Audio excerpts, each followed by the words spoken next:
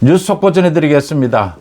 민주당의 이재명과 헌법재판소의 문형배, 이 이재명과 문형배의 짬짬이 결탁이 계속 의혹이 되어 왔습니다. 그런데 이재명의 오늘 인터뷰와 문형배가 어제 이 헌법재판소의 이 심리에서 문형배의 이 말, 이것을 통해서 오늘 정치권에서 화제가 된 것은 이재명과 문형배가 앞으로 조기 대선을 놓고 두 사람의 짬짬이 본색이 드러났다라고 하는 부분입니다.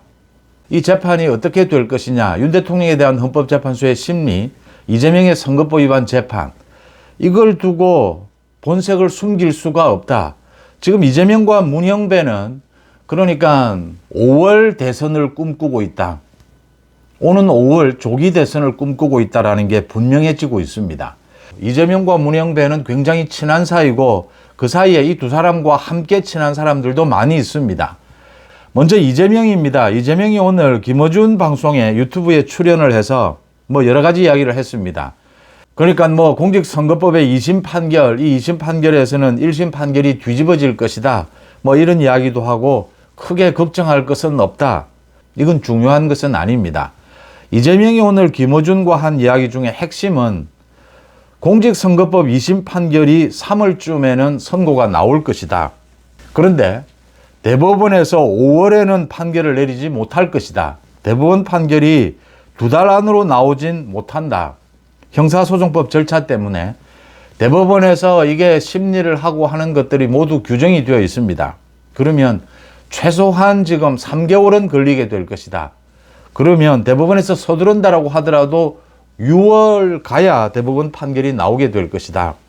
지금 이재명이 김어준과 하는 이야기는 5월을 염두에 두고 5월 소위 장미 대선을 염두에 두고 있다라고 하는 점입니다. 김어준은 그동안 이재명은 대선에 출마하기 힘들 것이다. 그렇다면 이재명이 손을 들어주는 사람이 대선 후보가 되어야 하지 않겠느냐. 이런 주장들을 해왔습니다. 김어준이 이런 것을 물은 것은 5월에 만약 대선이 있을 경우에 이재명이 출마를 할 수 있을 것이냐, 출마할 것이냐.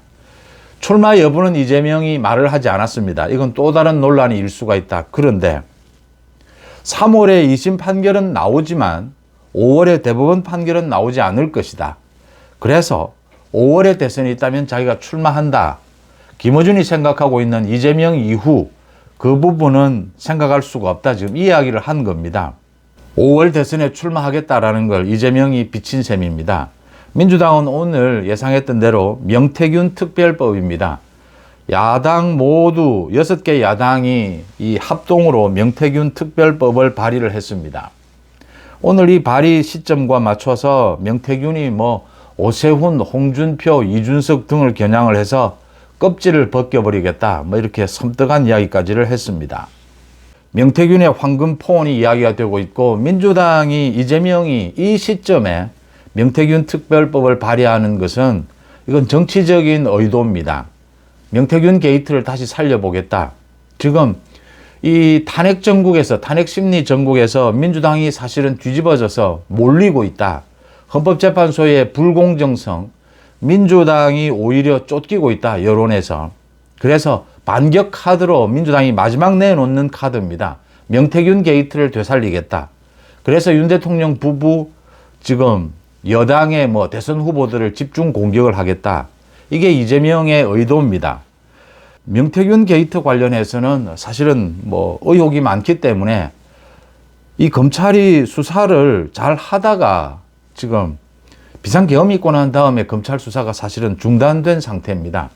그래서 이게 명태균 특별법이 김건희 특별법에서 명태균 부분만 빼내서 이렇게 특별법을 하겠다라는 건데 이 빌미를 준 것이죠. 검찰이 제대로 수사를 하는 것이 중요한데 또 내용, 의혹 부분은 모두 밝혀야 될 이야기들입니다. 그런데 이 시점에 민주당이 이재명이 명태균 특별법을 발의하는 것, 이건 정치적 의도다. 조기 대선을 겨냥한 정치적 의도고 지금의 전국, 민주당이 쫓기고 있는 이 전국을 한번 뒤집어 보겠다라는 의도가 깔려 있습니다. 그래서 민주당이 명태균 특별법을 이번 달 안으로 통과를 시키겠다라고 하고 있는데 국민의힘에서는 똘똘 뭉쳐서 이걸 반대해서 거부권을 행사하고 폐기시킬 수밖에 없다. 지금은 명태균 특별법이 정략적인 것이다 라는 부분을 짚어두고요. 그 다음 헌법재판소의 이 문형배입니다. 굉장히 중요한 내용이 오늘 공개가 돼서 지금 정치권에서 화제가 되고 있습니다. 그러니까 어제 있었던 이 마흔혁을 임명하는 부분, 최상목 권한대행이 마흔혁 임명 보류를 하고 있는 것에 대해서 우원식 국회의장이 권한쟁의 심판을 청구를 했다. 이 부분에 대해서 어제 이제 두 번째 재판을 열었습니다. 이 선고를 하려고 하다가 미뤄져서 두 번째 재판을 열었는데 어제 문형배가 우원식 국회의장 이 변호인단에게 이런 이야기를 했습니다. 이건 지금 절차적인 흠이 있다. 소위 우원식이 마음대로 결정을 해서 국회 본회의에서 의결도 거치지 않고 권한쟁의 심판을 우원식이 마음대로 독단적으로 결정을 해서 신청을 한 것이다. 그래서 이건 무효다. 이 부분에 대해서 우원식 쪽에서 이걸 이 절차적인 흠결을 치유를 하자. 그러니까 다시 국회를 열어서 본회의 의결을 거치면 어떻겠느냐. 이렇게 이야기를 하니까 이 문형배가 그게 어느 정도 시간이 걸릴 것으로 예상하느냐. 2주 이상 시간이 걸릴 것이다. 그렇다면 그렇게 국회에서 다시 의결을 거치는 그 절차를 진행을 해보라. 그럴 의향이 있다면 그렇게 하라.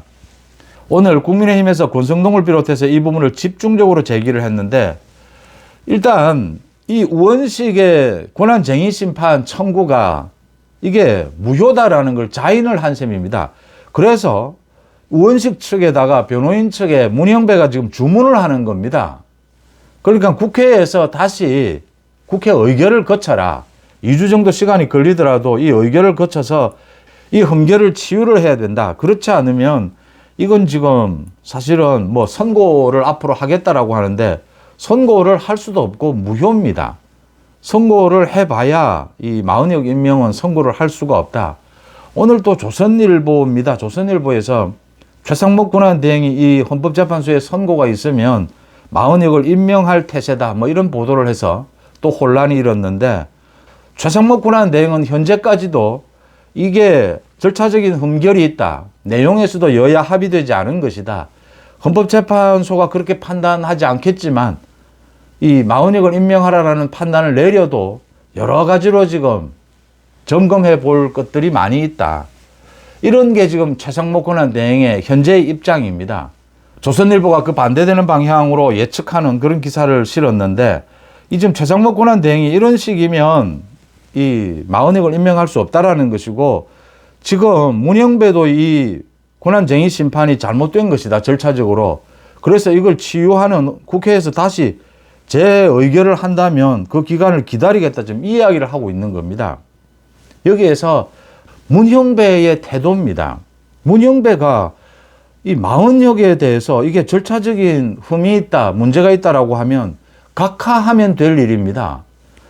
이게 권한쟁의 심판이 무효다라고 하면 각하 결정을 하면 될 일이지 왜 자기가 나서서 국회 측에 이게 본회의 의결을 다시 거치도록 하라 뭐 이렇게 흠결을 치유하라 이런 이야기를 하느냐라고 하는 겁니다. 원래 재판부에서는 이렇게 적극적인 이런 이야기는 하지 않습니다.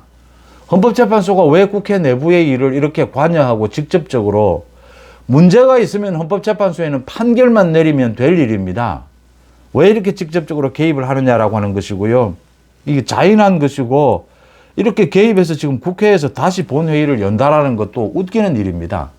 국회는 지금까지 계속해서 절차적으로 문제가 없다. 뭐 우원식 단독으로 이렇게 권한쟁의 심판을 청구할 수 있는 것이다라고 주장해 왔습니다. 그런데 이렇게 자인을 하고 난 다음에 다시 국회 본회의를 열겠다. 본회의를 열어서 뭐 민주당이 다수당이니까 통과를 시킬 수는 있을 겁니다. 의결할 수는 있을 겁니다. 그런데 국민들 앞에서 자신들이 잘못했고 지금 문형배가 한쪽으로 완전히 편향되어 있고 민주당과 결탁이 되어 있다는 것만 드러나는 장면입니다. 또 이런 과정을 거치더라도 이 마흔혁은 임명하는 것이 시간이 상당히 걸릴 것이다. 임명하는 쪽으로 결론을 내려도 최상목 권한대행이 따르지 않을 것이다. 보류하게 될 것이다. 이 헌법재판소의 결정은 존중을 합니다. 그렇지만 따져볼 내용들이 많기 때문에 일단 보류하고 검토할 수밖에 없을 것이다. 문형배의 태도입니다. 오늘 윤석열 대통령이 지금 오늘 오전 10시부터 지금 현재도 계속해서 이 비상계엄에 대한 심리가 진행이 되고 있습니다. 이상민 전 행안부 장관, 신원식 안보실장 등이 나서서 지금 증언을 하고 있습니다. 많은 내용들이 윤 대통령에게 유리한 내용들이 나오고 있고 윤 대통령이 직접 나서서 오늘 진술을 했습니다. 여러 차례 진술을 하는데 이 증인한 사람의 증언이 끝날 때마다 윤 대통령이 발언권을 얻어서 진술을 하고 있습니다. 오늘 윤 대통령이 직접 문영배를 비롯해서 이 헌재 재판관들에게 직접 이 문제를 제기를 했습니다. 소위 당사자가 동의하지 않는 이 검찰의 조서를 증거로 채택할 수 있느냐. 지금 헌재가 이렇게 증거로 채택하겠다라고 하고 증거로 채택을 하고 있습니다.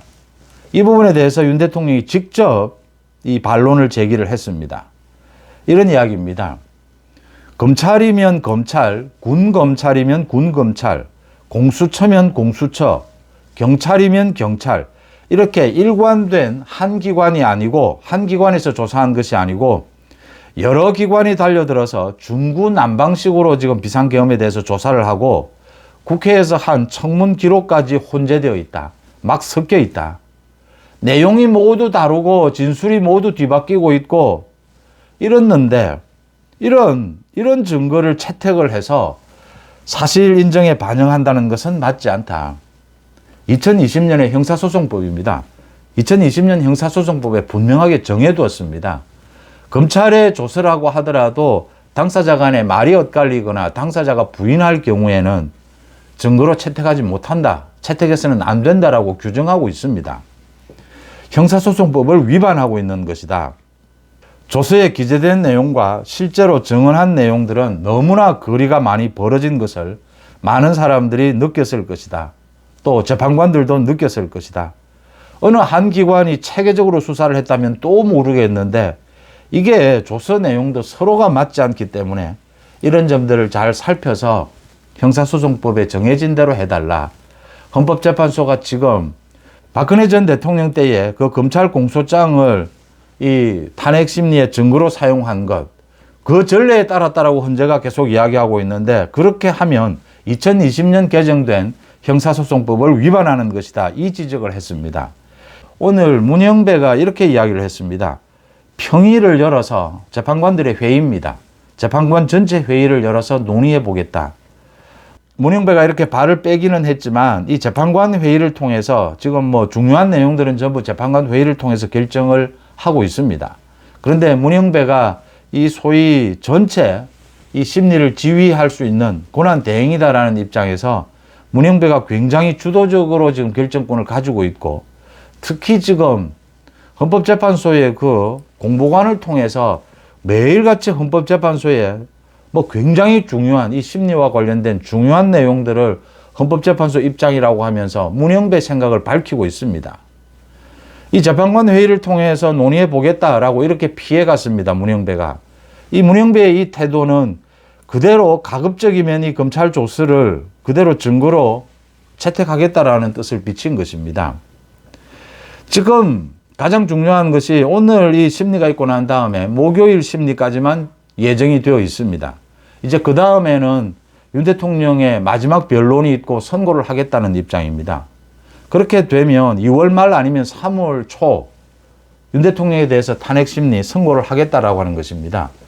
윤 대통령 측에서는 지금 진술이 엇갈리고 있다. 검찰 조서도 전부 엉터리가 드러나고 있다. 이거 증언 증거 채택할 수가 없다. 더 많은 증언을 듣고 더 많은 심리를 해서 이 대통령에 대한 파면 여부를 결정하는 것이다. 그래서 헌법재판소에서 왜 이렇게 서두르느냐. 뭐 증언 시간도 이렇게 제한을 하고 증인 채택도 굉장히 까다롭게 하면서 증인 채택을 더 하지 않을 것으로 이렇게 자꾸 밀어붙이고 있는데 이건 재판을 하는 것이 아니라 이 뭐 재판 결과를 정해놓고 탄핵을 밀어붙이고 있는 것이 아니냐. 이런 지적들이 나오고 있다. 여기에 가장 앞장서 있는 것이 문영배다. 문영배가 지금 이걸 밀어붙이고 있습니다. 아마 오늘 내일 이 부분을 결정을 해야 될 겁니다. 이 헌법재판소 재판관 회의를 통해서 추가 증언을 들을 것이냐, 이 변론을 몇 차례 더 열 것이냐 라는 부분을 결정을 해야 합니다. 정형식 재판관을 비롯해서 이 재판관 회의에서 이 문형배 등이 결정을 하려고 하는 이 굉장히 일찍 이렇게 변론을 종결하려고 하는 것, 또 검찰 조서를 이렇게 채택하려고 하는 것, 이 부분에 대해서 분명하게 이 반발을 해야 합니다. 반대 의사를 표시를 해야 합니다. 이렇게 결정하지 못하도록 해야 합니다. 그렇지 않으면 지금 적어도 3월 초에 이 선고를 내리겠다라고 하는 태도입니다. 이게 이재명과 문형배가 지금 완전히 짬짬이가 되어 있다는 것을 충분히 읽을 수 있는 대목입니다. 이재명과 문형배는 3월 초쯤에 윤석열 대통령에 대한 탄핵 심리 이 선고를 하고 5월에 조기 대선을 개최를 한다. 그러면 이재명에 대한 선거법 위반 2심 판결이 3월에 나온다 하더라도 대법원 판결은 5월까지는 나오지 못할 것이다. 이재명은 출마해서 5월 대선에 당선이 되면 헌법재판소를 통해서 또 국회 과반을 차지하고 있는 민주당 입장에서 이 이재명의 자신의 혐의, 이 재판들을 모두 다 지연을 시켜버리고 또 자신의 혐의도 모두 없앨 수 있다. 이거 뭐 위헌 법률 신청 또는 뭐 일반 사면 등을 통해서 자신의 혐의를 모두 없애거나 자신의 재판을 모두 깔아뭉갤 수 있다. 지금 이런 계산을 하고 있다는 게 어제 오늘 이재명과 이 문형배의 태도에서 모두 드러난 것입니다. 이 두 사람은 지금 긴밀히 협의하고 있다는 것도 얼마든지 추측을 해 볼 수가 있습니다. 민주당의 정성호입니다. 이재명의 뭐 측근 중에 측근이고 친구라고 하죠. 정성호 자신이 직접 한 이야기입니다. 사법연수원 시절에 자신과 이재명, 문형배가 가장 친한 사이였다. 이재명과 문형배의 이 짬짬이에 정성호가 있는 것이 아니냐라는 걸 충분히 짐작해 볼 수 있는 일입니다. 지금 두 사람이 노리고 있는 것이 목표 지점이 뚜렷하다, 같다라고 하는 것입니다. 5월 대선입니다. 이걸 막는 첫 걸음은 이 윤 대통령에 대한 탄핵 심리를 더 연장해야 하는 것이고 검찰 조서를 증거로 채택하지 못하도록 가장 먼저 지금 헌법재판관들이 문형배의 이런 태도에 대해서 제동을 걸어야 한다라고 하는 것이 중요해졌습니다.